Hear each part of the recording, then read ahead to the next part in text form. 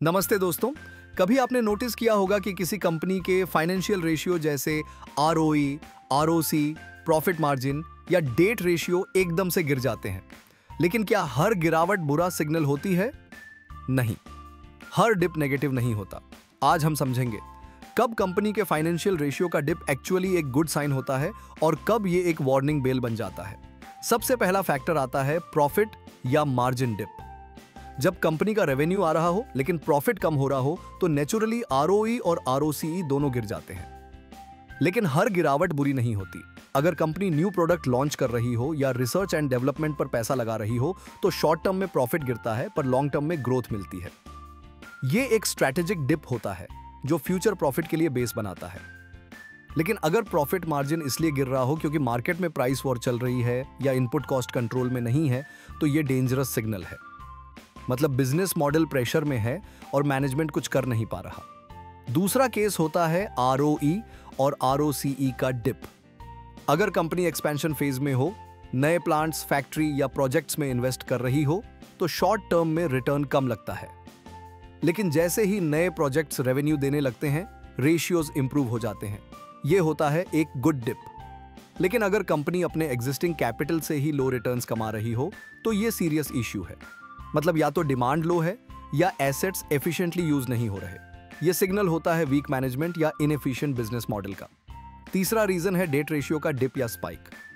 अगर कंपनी अपना date repay कर रही है और कैश फ्लो से इंटरेस्ट बर्डन कम हो रहा है तो ये एक हेल्दी लॉन्ग टर्म साइन है।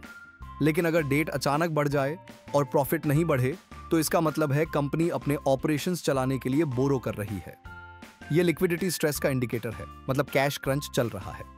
चौथा पॉइंट है इन्वेंट्री डेज या वर्किंग कैपिटल डिप। अगर इन्वेंट्री और रिसीवेबल्स कम हो रहे हैं क्योंकि मैनेजमेंट एफिशिएंट है तो कंपनी फास्टर टर्नओवर अचीव कर रही है। यह पॉजिटिव सिग्नल है। पर अगर रिसीवेबल्स इसलिए कम हुए क्योंकि कस्टमर्स पेमेंट डिले कर रहे हैं या कंपनी ने आर्टिफिशियली सेल्स दिखाई हैं तो ये एक रेड फ्लैग है। पांचवा इंपॉर्टेंट रेशियो है कैश फ्लो डिप। अगर कैश फ्लो टेम्पररी गिर गया है न्यू कैपेक्स या स्ट्रैटेजिक एक्विजिशन की वजह से, जैसे कंपनी ने नए प्रोजेक्ट में इन्वेस्ट किया जिससे अभी कैश आउटफ्लो हुआ पर फ्यूचर में इनफ्लो आएगा, तो ये एक गुड डिप है।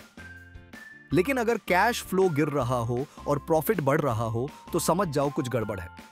यह सिग्नल होता है फेक या अनसस्टेनेबल अर्निंग्स का। ऐसे केसेस में वर्किंग कैपिटल स्ट्रेस या अकाउंटिंग मैनिपुलेशन भी हो सकता है। अगला रेशियो है ईपीएस, अर्निंग्स पर शेयर। अगर कंपनी नए शेयर्स इश्यू कर रही है एक्सपेंशन के लिए तो ईपीएस शॉर्ट टर्म में डाइल्यूट होता है पर लॉन्ग टर्म में रेवेन्यू और प्रॉफिटेबिलिटी बढ़ती है। ये एक हेल्दी डिप है। पर अगर ईपीएस गिर रहा हो और प्रॉफिट भी डिक्लाइन कर रहा हो तो ये फाइनेंशियल स्लोडाउन का सिग्नल है जहां से रिकवरी मुश्किल हो सकती है। और आखिरी है वैल्यूएशन रेशियोज जैसे पीई और पीबी। अगर मार्केट ओवर रिएक्ट कर गया है और कंपनी के फंडामेंटल्स स्ट्रांग हैं पर स्टॉक गिर गया तो ये एक परफेक्ट बाइंग अपॉर्चुनिटी है। पर अगर वैल्यूएशन लो हो और रीजन हो प्रॉफिट कोलैप्स, हाई डेट या गवर्नेंस इश्यू तो ये एक वैल्यू ट्रैप है। सस्ता दिखता है लेकिन ग्रोथ खत्म हो चुकी होती है। तो सिंपल शब्दों में समझिए, प्रॉफिट मार्जिन गिरता है तो चेक करो आर&डी या कॉस्ट प्रेशर। आरओई और आरओसीई डिप करे तो देखो एक्सपेंशन फेज है या inefficient capital use. Debt ratio बढ़े तो समझो ओवर लेवरेजिंग का डेंजर है। कैश फ्लो डिप करे तो रीजन देखो, कैपेक्स है या फेक अर्निंग्स। ईपीएस गिरता है तो चेक करो शेयर इश्यू ग्रोथ के लिए है या प्रॉफिट फॉल की वजह से।